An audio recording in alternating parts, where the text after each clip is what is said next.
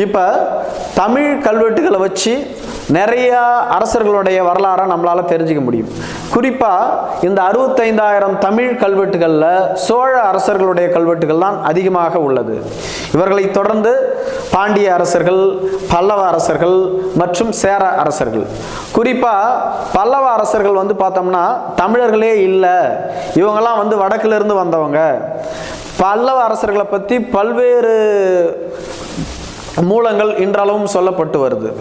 அதில் ஒரு சிலர், அதுவும் குறிப்பாக தமிழ் ஆய்வாளர்கள்லாம் என்ன சொல்கிறாங்கன்னா, பல்லவர்களும் தமிழர்கள் தான், இவங்க சோழ அரசின் கிளைக்குடி, ஒரு குடியிலிருந்து உருவானவர்கள் அப்படின்னு சொல்லிட்டு இருக்காங்க. இதுக்கு வலு சேர்க்கிற வகையில் பல்லவ அரசர்களினுடைய ஆரம்ப கால கல்வெட்டுகள் எல்லாமே சமஸ்கிருத மொழியில தான் வந்துட்டு இருந்தது. பிற்கால பல்லவர்கள் தான் சமஸ்கிருதத்திலையும் தமிழிலையும் கல்வெட்டுகளை வெளியிட்டாங்க. அதுக்கு பிறகு வந்த சோழர்கள்